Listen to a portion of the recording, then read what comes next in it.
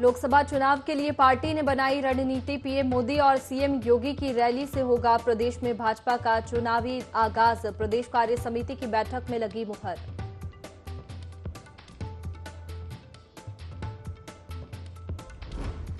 पूर्व आईएएस रामविलास यादव को ईडी ने किया गिरफ्तार। आय से अधिक संपत्ति के मामले में यादव जेल में है बंद। मनी लॉन्ड्रिंग एक्ट के तहत की गई कार्रवाई।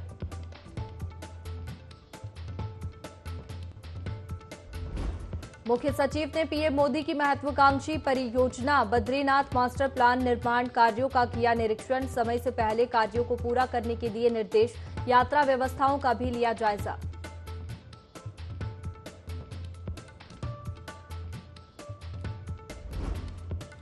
विकासनगर क्षेत्र में फिर देखा गया गुलदार। रिहायशी इलाके में गुलदार के दिखने से दहशत। लोग लाठी डंडे लेकर रात भर करते रहे सुरक्षा।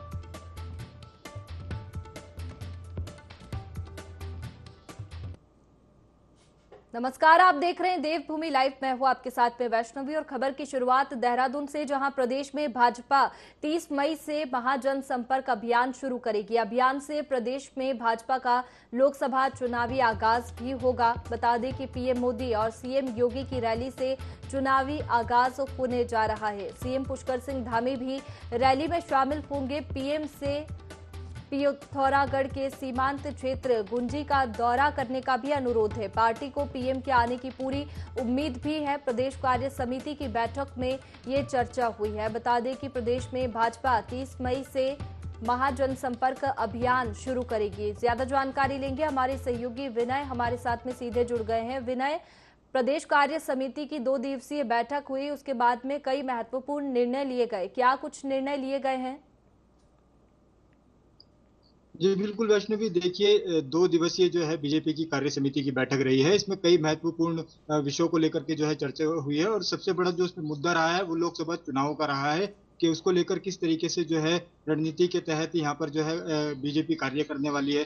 साथ ही साथ आपको बताना चाहूंगा कि 30 तारीख से जो है इनका जनसंपर्क जो अभियान है वो शुरू होना है, जिसमें खुद प्रधानमंत्री जो है नरेंद्र मोदी, साथ ही जो यूपी के मुख्यमंत्री हैं योगी आदित्यनाथ भी इस दौरान जो है शिरकत यहाँ पर कर सकते हैं। और जो जनता है, जनता से जनसंपर्क करने के साथ ही जो है बीजेपी यहाँ पर एक बड़ा अभियान जो है यहाँ पर चलाने वाली है कि 9 वर्ष जो है बीजेपी के जो है यहाँ पर कार्यकाल को हो चुके हैं। मोदी का जो कार्यकाल रहा है प्रधानमंत्री का, उसको यहाँ पर 9 वर्ष हो चुके हैं। किस तरीके का जो है वो रहा है, इसमें जो है एक अपडेट यहाँ पर जो जनता है उनसे लिया जाएगा। जी बिल्कुल विनय, 9 साल मोदी सरकार को पूरे हो चुके हैं और अभी ज्यादा समय नहीं बचा है। 30 मई से जो जनसंपर्क अभियान शुरू होने वाला है उसको लेकर के क्या तैयारियां अभी सीएम धामी की ओर से और देहरादून में की जा रही है?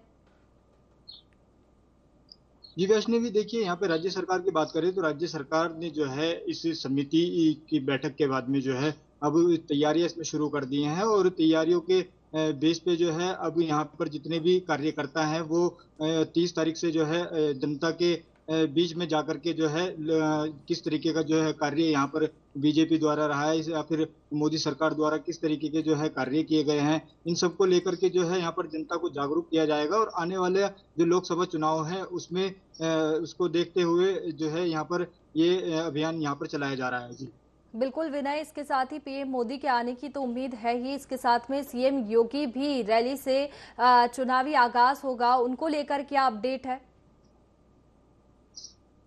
जी वैष्णवी, देखिए जिस तरीके से प्रधानमंत्री नरेंद्र मोदी भी यहाँ पर उत्तराखंड आएंगे और लोगों से जो है जनसंपर्क यहाँ पर करने वाले हैं, साथ ही रैली भी जो है बड़ी रैलियां यहाँ पर होनी है। तो इसी के चलते जो है यूपी के जो मुख्यमंत्री हैं योगी आदित्यनाथ, उनकी भी आने की जो चर्चाएं हैं वो फिलहाल यहाँ पर बनी हुई है। अब किस तरीके से जो है यहाँ पर आगे की रणनीति रहती है ये अभी देखना बाकी। चलिए विनय, बहुत शुक्रिया आपका तमाम जानकारी के लिए। आगे बढ़ते हैं देहरादून से खबर, जहां पूर्व आईएएस रामविलास यादव को ईडी ने गिरफ्तार कर लिया है। आय से अधिक संपत्ति के मामले में जेल में बंद है। यादव पर आय से अधिक संपत्ति अर्जित करने का आरोप है। बता दें कि मनी लॉन्ड्रिंग एक्ट के तहत ये कार्रवाई की गई है।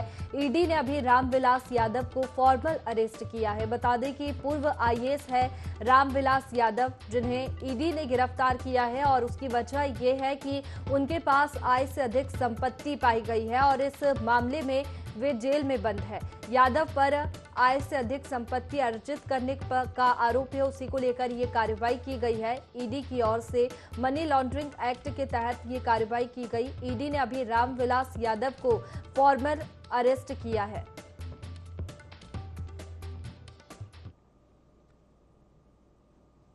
और अगली खबर का रुख करेंगे देहरादून से, जहां विकासनगर क्षेत्र में फिर गुलदार देखा गया है। रिहायशी इलाके में गुलदार की धमक से दहशत हो रही है। बता दें कि लाठी डंडे लेकर सुरक्षा करते रहे रात भर लोग और पिछले दिनों 4 साल के बच्चे को गुलदार ने मार डाला था। इस बार रामपुरा सारा इंडस्ट्री के पास गुलदार दिखा है, जिसकी वजह से लोगों में काफी दहशत का माहौल है। रिहायशी इलाके में गुलदार की धमक से दहशत फैली हुई है। लाठी डंडे लेकर लोग रात भर सुरक्षा करते रहे कि कहीं से गुलदार ना आ जाए। और पिछले 4 दिनों से बता दें कि 4 साल के बच्चे को गुलदार ने मार डाला था और इस बार रामपुर सारा इंडस्ट्री के पास गुलदार को देखा गया है, जिसके बाद में टीम भी एक्टिव हुई है।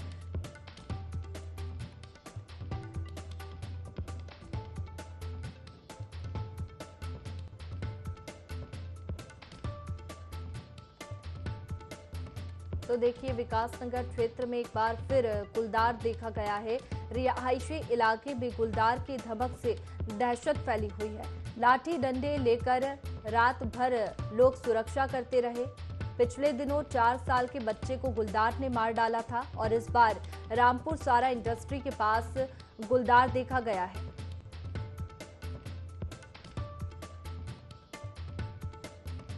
चलिए, इसी पर ज्यादा जानकारी लेंगे। हमारे सहयोगी सतपाल हमारे साथ में फोन लाइन पर जुड़ गए हैं। सतपाल, गुलदार की धमक से लोग काफी परेशान हैं, दहशत में हैं। इसी को लेकर रात भर सुरक्षा भी की जा रही थी जागकर। तो इस गुलदार को पकड़ने के क्या कुछ इंतजाम है? बिल्कुल, वैसे भी देखा, आपको बताना होगा, पशुपालन क्षेत्र में लगातार जिस तरह से गुलदार की आमद दिखाई दे रही है और साथ ही कई ग्रामीण क्षेत्रों में गुलदार देखा जा रहा है, तो इससे कहीं ना कहीं ग्रामीण दहशत में और लोगों में डर का माहौल बना हुआ है। लोगों ने अपने बच्चों को कहीं ना कहीं घरों में कैद किया हुआ है और रात को बच्चों को बाहर निकलने नहीं दे रहे हैं। ग्रामीण लाठी डंडे लेकर पहरेदारी कर रहे हैं, अपने घरों की सुरक्षा कर रहे हैं, साथ ही वन विभाग ने गश्त बढ़ा दी। आपको बता दें कि जो पछुआधुन क्षेत्र के चौहड़पुर और जो तिमली रेंज है, ये मुख्यतः वन बाहुल्य क्षेत्र है, यहाँ वन्य प्राणी बहुतायत संख्या में पाए जाते हैं। ऐसे में जो आंकड़े सामने आ रहे हैं, बताया जा रहा है कि 50 से अधिक गुलदार इन दोनों रेंज में वर्तमान में है। ऐसे में गुलदारों का गांवों की ओर रुख करना एक चिंता का विषय बना हुआ है, जिससे कि ग्रामीण में दहशत का माहौल बना हुआ है। वैष्णवी, चलिए, बहुत शुक्रिया सतपाल आपका जानकारी के लिए। चलिए आगे बढ़ेंगे। देहरादून बाल संरक्षण आयोग ने बाल श्रम, बाल भिक्षावृत्ति उन्मूलन और उनके पुनर्वास को लेकर कार्यशाला की, जिसमें नुक्कड़ नाटक के जरिए भी लोगों को जागरूक किया गया। बाल अधिकार संरक्षण आयोग की अध्यक्ष डॉक्टर गीता खन्ना, श्रम विभाग के एडिशनल कमिश्नर अनिल पेटवाल समेत डीजीपी अशोक कुमार भी इस मौके पर मौजूद रहे। समय समय पर भिक्षावृत्ति के उन्मूलन के लिए और बाल श्रम के उन्मूलन के लिए बाल अधिकार संरक्षण आयोग के आदेशानुसार डिस्ट्रिक्ट टास्क फोर्स ये मिशंस चलाते रहते हैं। एनसीपीसीआर भी हमें गाइडलाइंस भेजता है और पिछले साल भी बनाया गया था। इस साल भी पूरा एक माह हम डेडिकेट करते हैं इसके उन्मूलन पे, जिसमें मिशन मोड पे काम करते हैं। लेकिन फिर भी जितनी भी पार्टनर एजेंसीज हैं, उन सब का हमें ये ट्रेनिंग एक करते रहना होता है। उनके रिकॉर्ड्स और उनके डेटा का हमें एक तरह से एनालिसिस करना होता है कि क्या कर रहे हैं, क्या कमियां हैं और आगे वे फॉरवर्ड क्या है, हम किस तरह से इसमें हम और अधिक प्रभावी बन सकते हैं। उत्तराखंड बाल अधिकार संरक्षण आयोग द्वारा एक बहुत अच्छी कार्यशाला आयोजित की गई है, जिसमें कि जितने भी हमारे फील्ड लेवल स्टाफ है उसको इसके प्रति सजग किया जा रहा है, समस्या के प्रति संवेदनशील बनाया जा रहा है। और जिससे कि हम लोग अपने काम को और ज़्यादा इफेक्टिवली और प्रभावी ढंग से कर सकें। इसी इसी क्रम में आज हमने जो है एक नाटिका भी बहुत अच्छी यहाँ पे प्रस्तुत की गई, इसमें बाल श्रम से कैसे बच्चों को छुड़ाया जा सकता है, कैसे उन्हें मुक्ति दिलाई जा सकती है, उसके बारे में हुआ। बाकी उत्तराखंड पुलिस अपनी ओर से ऑपरेशन मुक्ति चला रही है, इससे बच्चों को भिक्षावृत्ति से मुक्ति दिलाई जा सके और बाल श्रम से मुक्ति दिलाई जा सके। दोनों का मिलाकर के हम लगभग 3000 बच्चों को अभी तक मुक्त करा चुके हैं और इस अभियान को आगे भी जारी रखेंगे।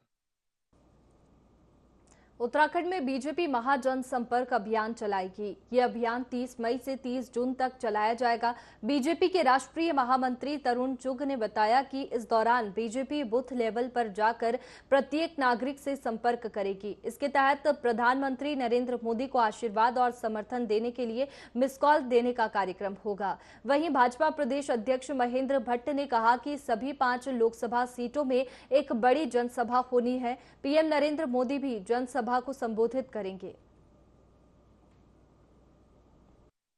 की बैठक हम लोग अक्सर करते रहते हैं और हमारा जो संगठन है वो कैसे मजबूत हो इसकी हम लोग चिंता करते हैं। बहुत सारी जिम्मेदारियों को देते हुए हम बहुत सारे अभियान चलाते हैं जिससे हमारे कार्यकर्ता बूथ तक जाएं और बूथ को मजबूत करें। ऐसी कार्य समिति में हमारी चर्चा होती है। अभियान के राष्ट्रीय संयोजक तरुण चुग जी हमारे प्रदेश राष्ट्रीय महामंत्री, उनका इसमें आगमन था। मुख्य रूप से केंद्र सरकार के 10वें वर्ष में प्रवेश का जो तिथि है 30 मई से लेकर 30 जून तक के कार्यक्रम, जो जनसंपर्क के कार्यक्रम है, प्रदेश के ऐसे वरिष्ठतम नागरिकों से संपर्क के कार्यक्रम है और विकास की योजनाएं घर घर तक पहुंचे। हमारी केंद्र सरकार की, प्रदेश सरकार विकास योजना हो, उसके लिए कार्य योजना उन्होंने तैयार की है।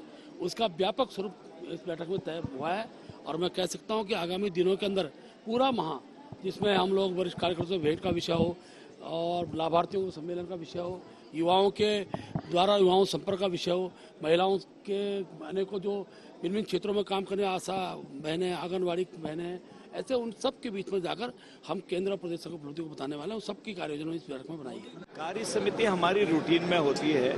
संगठन में पारंगत हैं, जो लोकतंत्र के लिए संगठन की आवश्यकता होती है वो अगर कहीं है तो भारतीय जनता पार्टी के पास ही है। इसीलिए हम विश्व की नंबर 1 की पार्टी बने हैं। बूथ, गांव हमारे पास पन्ना प्रमुख तक हमारे पास है। आपने देख लिया है कि पन्ना प्रमुख के बल पर हम लोगों ने गुजरात में ऐतिहासिक जीत दर्ज करी है। इसी तरह से चुनावी वर्ष भी है, लेकिन हम सतत काम करने वाले लोग हैं। जब हम चुनाव जीतते हैं या जीतने से रह जाते हैं, उसके दूसरे दिन से ही हम जनता के कामों में लग जाते हैं। इसलिए आज संगठन की मजबूती के लिए जो हम काम कर रहे हैं उसको और तेजी से काम करेंगे, जन जन तक पहुंचेंगे। हमारी राज्य सरकार, हमारी केंद्र सरकार की सारी योजनाएं लाभान्वित करने वाली हैं, लोगों को उचित लाभ मिल रहा है। लोकसभा चुनाव की तैयारियों में राजनीतिक पार्टियां जुट गई है। इसी बीच कांग्रेस के वरिष्ठ नेता आचार्य प्रमोद कृष्णन का बयान सामने आया है। उन्होंने कहा कि पीएम नरेंद्र मोदी इस देश का सबसे बड़ा चेहरा है। नरेंद्र मोदी के सामने विपक्ष को ऐसा चेहरा पेश करना चाहिए जो पूरे देश में पॉपुलर हो, क्योंकि बिना चेहरे के चुनाव नहीं लड़ा जाता है। इतना ही नहीं, उन्होंने कहा कि प्रियंका गांधी को प्रधानमंत्री का चेहरा विपक्ष को बनाना चाहिए। साथ ही हरिद्वार लोकसभा सीट से चुनाव लड़ने की इच्छा जाहिर की है और कहा कि मैं गांधी परिवार के साथ हूं। गांधी परिवार जो फैसला करेगा उस पर विचार करूंगा। सबका अधिकार है, गंगा सबकी है, हरिद्वार सबकी है। हरिद्वार में कोई आए कोई जाए, यहाँ का आशीर्वाद सबको मिलता है। जहां तक सवाल चुनाव का है तो मैं संतों की मांग से सहमत हूं, क्योंकि देवभूमि और पवित्र नगरी हरिद्वार का सांसद अगर कोई साधु होता है तो इससे ज्यादा अच्छी बात क्या हो सकती। गर्मियों के इन दिनों में देश और विदेशों से पर्यटक हिल स्टेशनों की तरफ बढ़ रहे हैं। इसी कड़ी में प्रसिद्ध कैंपटी फॉल देखने के लिए पर्यटकों की भारी भीड़ उमड़ पड़ी है। बता दें कि कैंपटी फॉल एक बेहद ही खूबसूरत जगह है। वहीं पर्यटकों का कहना है कि यहाँ का प्राकृतिक वातावरण अत्यंत सुंदर और मन को मोह लेने वाला है। व्यापार मंडल अध्यक्ष अशोक रावत का कहना है कि कैंपटी फॉल में पर्यटकों के आने से व्यापारियों का काम अच्छा चल रहा है, साथ ही कई लोगों को रोजगार भी मिल रहा है। आके मेरे को बहुत अच्छा वातावरण बहुत अच्छा है यहाँ, और मैं फर्स्ट बार आया हूँ और आके इतना आनंद आया। और भी मैं हिल स्टेशन देखे हैं और ये वाला स्टेशन मेरे को बहुत अच्छा लगा। फैमिली और बच्चे सारे आनंद ले रहे हैं। यही है कि आप एक बार यहाँ पर आके ना घूमें और आपको भी पसंद आएगा और बहुत अच्छा लगेगा। पर्यटक सीजन सही है, यात्रा सीजन भी काफ़ी ज़्यादा चल रही है, तो व्यापार पिछले 15-20 दिनों से अच्छा टूरिस्ट आ रहा है और सभी व्यापारियों का अच्छा काम चल रहा है। और आगे भी थोड़ा मौसम आजकल मई महीने से थोड़ा मौसम साथ नहीं दे रहा है, तो उसकी वजह से थोड़ी दिक्कत का सामना होता है व्यापारियों को। देश भर के कई राज्यों में वंदे भारत एक्सप्रेस शुरू हो चुकी है। अब उत्तराखंड वासियों को भी इसकी सौगात मिलने वाली है। 25 मई को पहली वंदे भारत ट्रेन 11 बजे देहरादून से वाया हरिद्वार और रुड़की होकर नई दिल्ली रवाना होगी, जिसे प्रधानमंत्री नरेंद्र मोदी हरी झंडी दिखाकर रवाना कर सकते हैं। वहीं शुभारंभ कार्यक्रम में रेल मंत्री अश्विनी वैष्णव भी शामिल हो सकते हैं। उद्घाटन के दौरान स्कूली बच्चों को भी सवारी कराई जाएगी, जिसकी तैयारी कर ली गई है।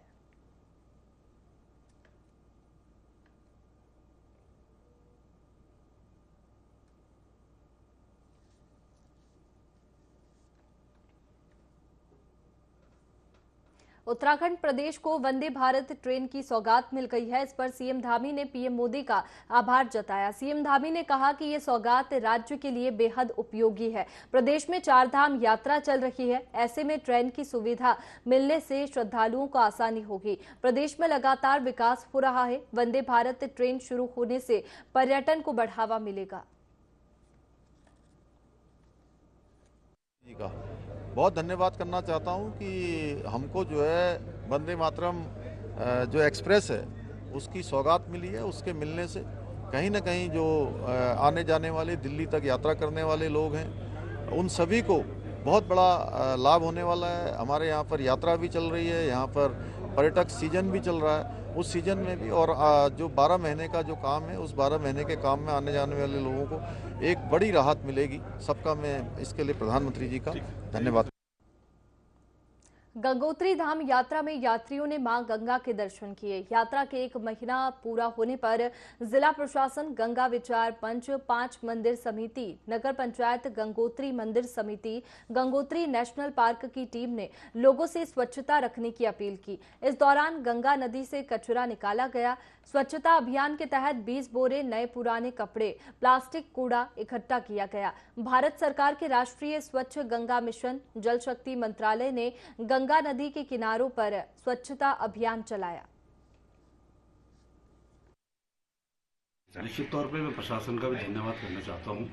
खुद जिलाधिकारी महोदय इसके लिए आया और जिला अधिकारी महोदय, तमाम पुलिस और ITBP के जवान यहाँ पर आए और साथ में अभी जो सफाई अभियान हम लोगों ने चलाया और अभी चलता रहेगा ये शाम तक, तो इसके लिए बहुत बहुत धन्यवाद, बहुत बहुत बधाई देना चाहता हूँ कि प्रशासन इस ओर ध्यान दे रहा है गंगोत्री की तरफ और सफाई के लिए पूरी तत्परता से काम कर रहे हैं और साथ ही यात्रियों की व्यवस्था के लिए भी सारे जो चाहे पुलिस का कर्मी हो, चाहे वो मंदिर समिति हो, सभी लोग पूरा साथ दे रहे हैं और आप सब लोग पधारे। गंगोत्री की व्यवस्था बहुत उत्तम है, सुंदर है, आप सबका स्वागत। गंगोत्री धाम में यात्रा व्यवस्थाओं का जायजा लेने के लिए मेरे द्वारा और साथ में जो विभाग में उनके प्रतिनिधियों के साथ एक दौरा किया गया है। यहाँ पे प्रायः देखा गया है कि कुछ श्रद्धालु गंगा के जल में वस्त्र आदि प्रवाहित कर देते हैं, तो उस प्रवृत्ति को रोकने की आवश्यकता है। लगातार नगर पंचायत के द्वारा यहाँ सफाई के कार्य किए जाते हैं और उसी में यहाँ अधिकारियों के साथ मेरे द्वारा भी प्रतिभाग किया गया है।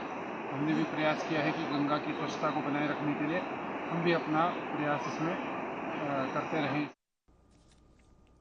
लोहाघाट उप जिला चिकित्सालय में बाल रोग विशेषज्ञ के न होने से बच्चों के इलाज में दिक्कतें आ रही है। बता दें, अस्पताल में डॉक्टर न होने की वजह से बच्चों को इलाज के लिए दूर ले जाना पड़ता है। मजबूरी में लोग बच्चों को इलाज के लिए नेपाल तक लेकर जाते हैं। लोग स्थानीय जनप्रतिनिधियों से भी नाराज हैं। लोगों का कहना है कि वो लंबे समय से अस्पताल में बच्चों के डॉक्टर नियुक्त करने की मांग कर रहे हैं, लेकिन प्रशासन के कानों में जूं तक नहीं रेंग रही और जनप्रतिनिधि उनकी आवाज को बुलंद नहीं कर रहे।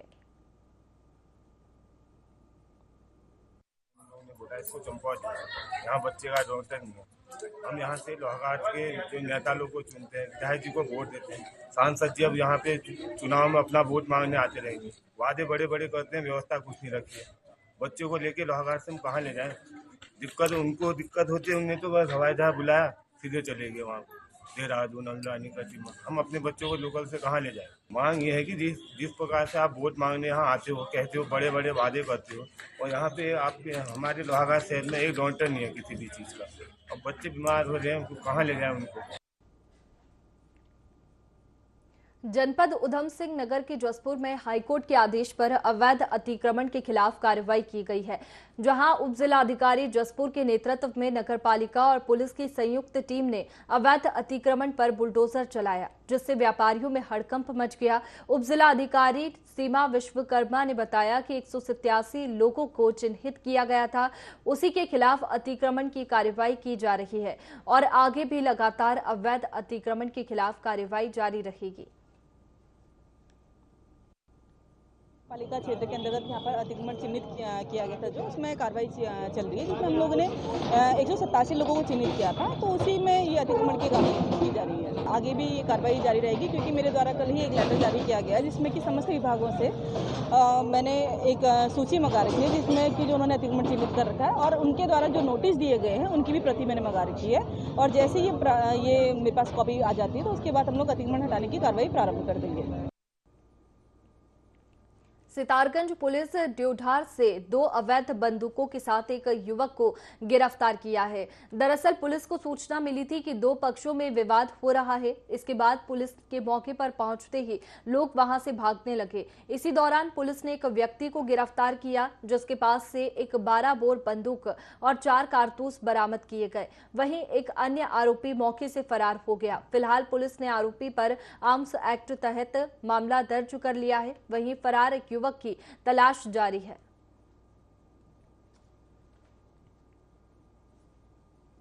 फिलहाल देवभूमि लाइव में इतना ही। आप बने रहिए IND 24 पर। नमस्कार।